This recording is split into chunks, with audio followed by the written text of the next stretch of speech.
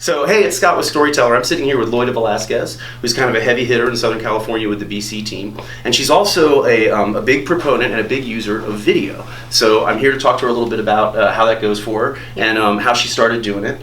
And the first thing I'd like you to do is just tell me a little bit about how you got to where you are today, just in general. Okay, well, before I got into real estate, I was working in marketing and advertising.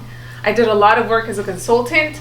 That kept leading to other projects, and it got to the point that I was pretty much living out of a suitcase from hotel to hotel, would never be able to see my family, and at the same time I was in very negative work environments, and that's just something that I did not enjoy. At that time, Brian, which I work with, had just started real estate, and he had become very successful. And when I saw the success that he was having and the mindset that he has, which is very similar to mine, that's what really pushed me to go and pursue real estate. And that's pretty much just how I started. I followed in his footsteps, doing everything that he did to get to where he was, and here we are now. That's awesome. So you were doing the marketing with companies before. Were you doing video then too? So did you already kind of have your foot in the video realm before you started with the real estate? No. Not at all? Not at all. Wow. I was actually an introvert growing up. You would have thought that I would be doing video or be on YouTube. It was when I got into real estate that I decided, and Brian also pushed me, to put myself out there on YouTube, kind of to share my experience and my journey with other agents. At that time, I remember going on YouTube, looking up information about prospecting and real estate, and pretty much every single video that I saw would be of men. I would never see women or young women that I would be able to relate to. Identify with. Yeah, and then that's what really pushed me to start incorporating and doing videos for all of the women that wanted to be in sales or in real estate to move forward and know that there was somebody out there doing what they wanted to do. Right, which is, that's really cool. And you said something interesting here. You said in sales or real estate. So you kind of envision your videos kind of a general, this is for everybody that's pursuing these kind of careers. Yeah, pretty much. That's pretty awesome. You do a lot of videos where you focus on, and you did say you followed in Brian's footsteps. Yeah. And you do a lot of videos. I've seen at least 2 or 3 where you talk about things to do when you're starting out as an agent. Mm-hmm. And one of the things you're always saying is do what the successful agents do. I love that thing about don't hang out with the other rookies. I think that's really funny because people have a tendency to do that. People in their same situation. But in regards to like video, like you're saying, use the tools they use and so on and so forth. One of the things I've been up against is encouraging people to actually do it. It's like the lead the horse to water thing. How do you make them drink? How do you encourage people to incorporate video in their business and for their needs? Well, nowadays video is so important. So the way that I encourage others is obviously first you want it.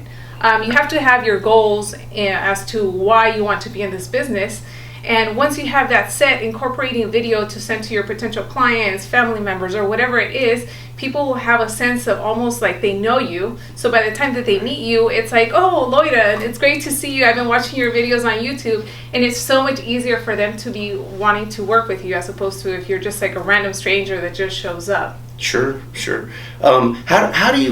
How do you propose that agents use video? Like you use it obviously for a training tool and to put your own products out there. How do you use it specifically for day-to-day business and real estate? So something that we incorporate video in is that as soon as we speak to a potential client, whether it's a for sale by owner or an expired, immediately after we hang up, we do a short video clip introducing ourselves. Hey, it's Loida. Thanks for your time and sharing with me right now your situation. I look forward to keeping in touch. And when I sent that, they automatically respond to me and say, hey, Loida, thanks for your message. We'll keep in touch. They save my information onto their phone, and the next time that I follow up, they know exactly who I am. Right, they know who you are, and they know what you look like. Yeah. I always make the joke back home when I'm talking to people about recognition. It's great because if you're going for a listing appointment, then they'll know that you're not a serial killer at their door. Yeah, exactly. Because they recognize you right off the bat.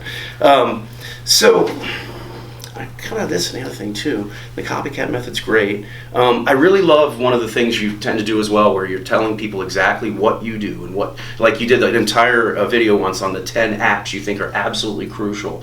Do you think that agents should, as much as possible, do what you do, like reach out, like you can't, it's kind of like you have to share what you have to stay sharp at it? Do you feel like it's really important for your business to be successful to help other people be successful as well? I believe so, because if I'm successful and I'm sharing the tips that work for me, then it makes other agents be good as well. So it will be less of a hassle in the transactions that I'm working with if the other agent knows what to expect, what to do, as opposed to maybe deals falling apart because the agent doesn't know how to negotiate or how to communicate and things like that. I think that's awesome. So you're just setting it up to make sure you're working with people who are at least as professional as you are. Yeah, exactly. Because there's a lot of people that don't know how to do their job in real estate. That's tremendous. That's tremendous. This is Loida Velasquez. You can find her on YouTube. You can find her on Facebook. You can find her on Instagram. And I, for one, am really, really honored that you took the time to talk to me today. Thank you. I I really appreciate that. Thanks. And we can actually bullshit a little bit more there because we have a great closing point if you'd like to. That was awesome. Is there anything that you wanted to get across that you didn't feel like we touched on? Especially for anyone that's new in real estate, the persistence that it takes to stick through all of the BS that you're going to deal with, the negativity of potential clients or family that's going to tell you, why are you in this business? You're not going to succeed. Right. You're not getting into business. But just being focused and know that if you have your goals as to what you want to do and what you want to accomplish, if you're doing what I did or any top producer, you're going to get the results. It might not be as quickly as you want, but if you're doing the act, you're going to see the results eventually. Yeah, that's what, when I was working with Vulcan 7 for a while with Mr. Jones over here, that was one of the things that I kept ingraining to people. It's a numbers game. When you're prospecting, there's a formula that worked out. You have to make this many calls to have this many conversations to get this many appointments and that kind of thing. And I think that's true for almost any kind of business, and that kind of attitude can be applied across. Keep at it.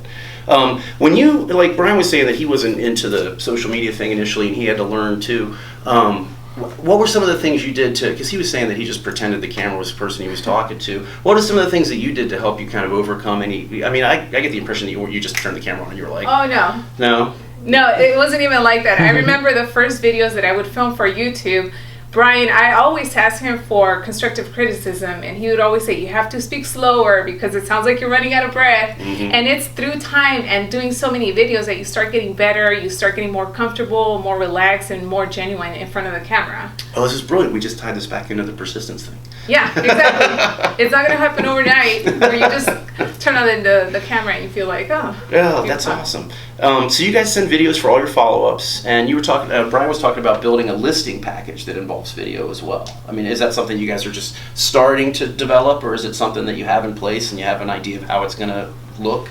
That is something that we're starting to implement, just because we know for the fact that a pre-listing package in our case, it's maybe about 6 or 7 pages. And a lot of clients don't have the time to look through it or read through it. So the fact that we can do it in video and it'll only be maybe 5 minutes tops. And at the same time, when they see us, if they're looking at us on their phone or on their TV screen, when they actually meet us, it's almost like they're meeting celebrities. That's what they almost feel like. Well, that's kind of how I kind of felt when I came out. Yeah, so it makes it much easier for everyone. And the conversation and the appointment goes much better. Yeah, I can imagine. I can imagine.